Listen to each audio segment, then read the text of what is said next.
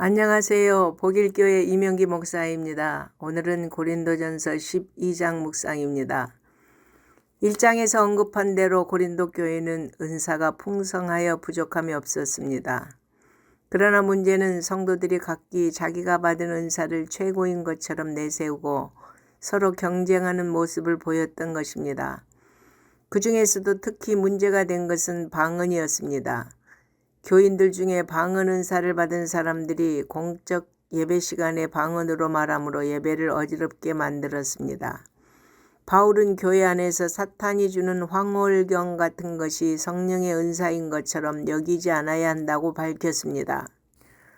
성도가 성령을 받은 가장 명백한 증거는 예수님을 주님으로 고백하는 것이라고 했습니다. 바울은 성령의 은사가 하나님으로부터 선물로 주어지는 것임을 강조했습니다. 인간의 노력으로 얻은 것이 아니라 성령께서 선물로 주신 것입니다. 그러므로 믿는 사람은 성령의 은사를 받지 못하는 사람이 아무도 없습니다. 하나님은 모든 믿는 자에게 은사를 주셨습니다. 하나님이 각 사람에게 은사를 주신 목적은 교회에 유익을 끼치도록 하기 위해서 주셨습니다. 그러므로 신령한 은사가 개인의 유익을 추구하는 데 사용되어서는 안 됩니다. 바울은 9가지 은사를 나열하며 이 모든 은사를 한 성령께서 주셨다는 것을 강조합니다. 그러므로 고린도 교회 성도는 자신이 받은 성령의 은사를 마치 자기 업적인 것처럼 자랑해서는 안 되고 오직 교회의 유익과 덕을 세우고 복음 전파를 위해 사용해야 할 것을 천명했습니다. 이 목적을 상실하고 자기 자랑과 자기 유익을 위해 은사를 사용하는 자는 반드시 하나님의 심판이 있음을 명심해야 합니다. 바울은 교회를 몸 개념으로 표현합니다. 한 몸에 발, 손, 귀, 눈이 있는 것처럼 그리스도의 몸된 교회 안에는 다양한 민족과 다양한 신분의 사람들이 존재합니다. 이들은 다 한 성령으로 세례를 받아 한 몸을 이룬 사람들입니다. 그렇기 때문에 모든 성도는 한 몸에 붙어 있는 지체들로서 다른 성도들을 존중히 여겨야 합니다.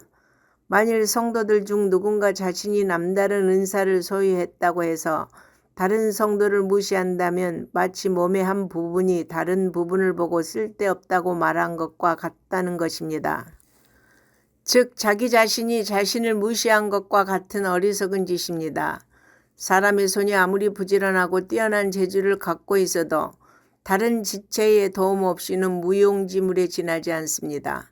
그러므로 교회 안에서 자신이 소유한 은사가 다른 성도들의 은사보다 훨씬 중요하고 가치 있다고 자랑하며 다른 성도들을 무시하는 것은 지극히 어리석은 교만에 불과하며 자신의 직분을 핑계 삼아 다른 성도들보다 더 우월한 지위를 누리려고 애쓰는 것 역시 다툼과 분열을 조장하는 처사에 지나지 않는다는 것을 알아야 합니다.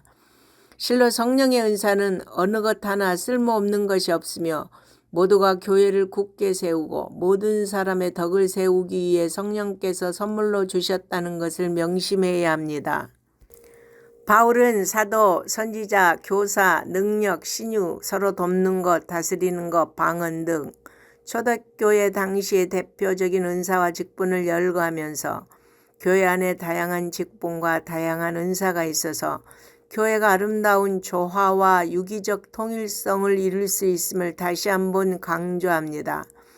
마지막으로 바울은 더욱 큰 은사를 사모하라고 했는데 여기서 더욱 큰이라는 의미는 은사의 가치가 차이가 있다는 것이 아니라 덕을 끼치는 정도를 말하는 것입니다.